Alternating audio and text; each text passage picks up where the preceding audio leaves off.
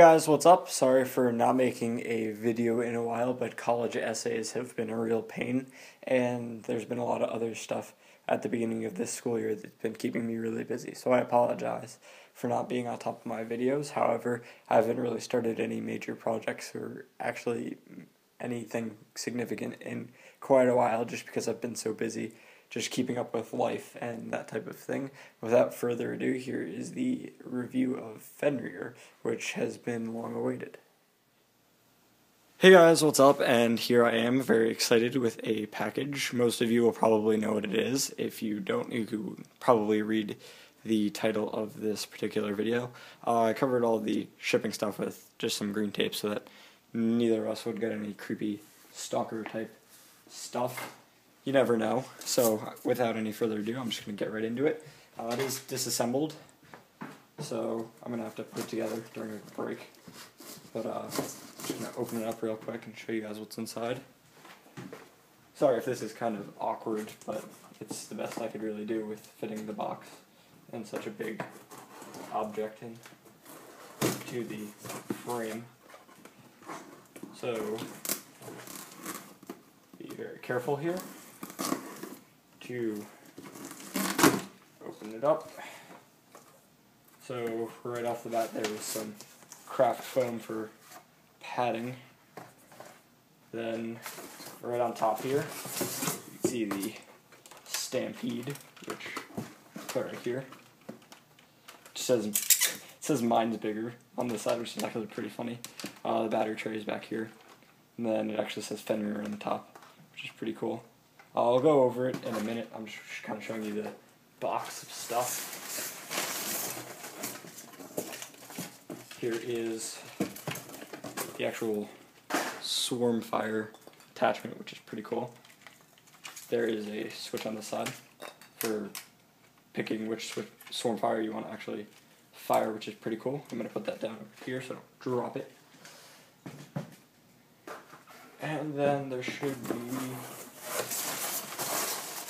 yes, there is the U-bolts that attach it together and a ratchet. So I'm going to cut off this and then start putting it together, I guess.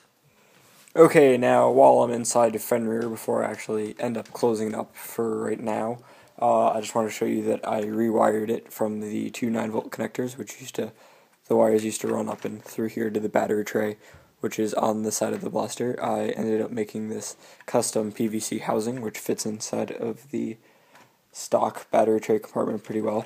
It holds this, it's kind of hard to see the second part of it, but it's a two-part 9.6 volt 1500 milliamp battery, which was originally for an airsoft gun, which I have two of these, so it makes it a good battery to use overall for Nerf blasters of this size.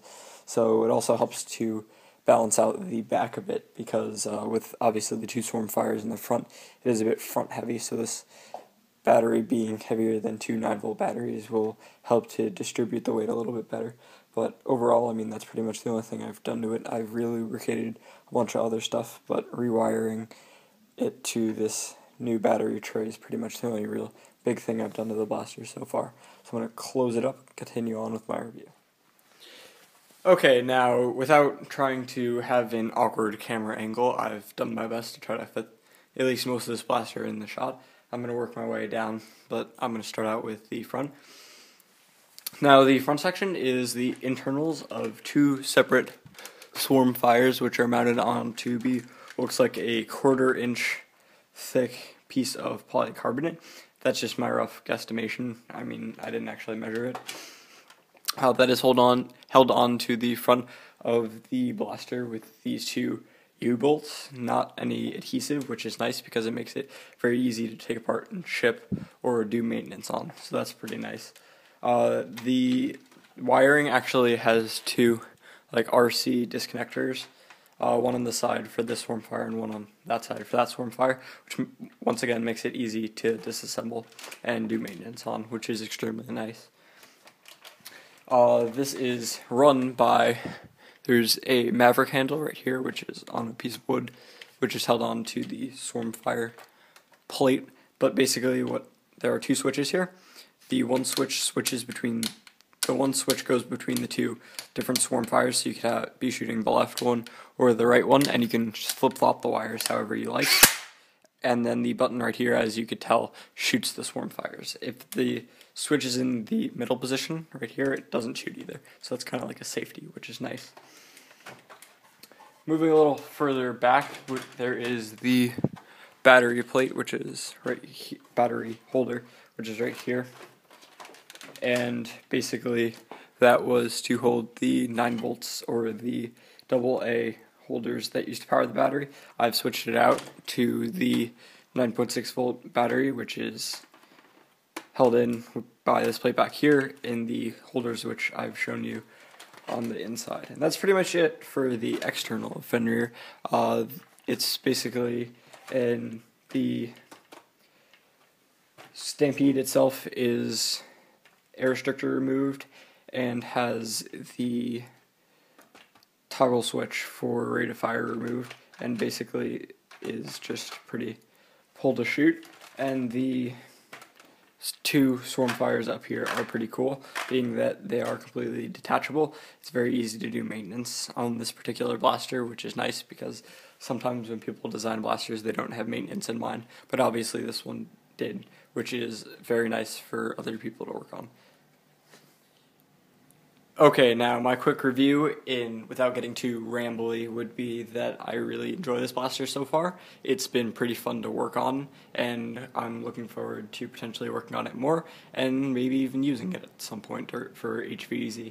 So overall, I'd say it's a very fun blaster to use and play with, so I'm looking forward to actually doing that.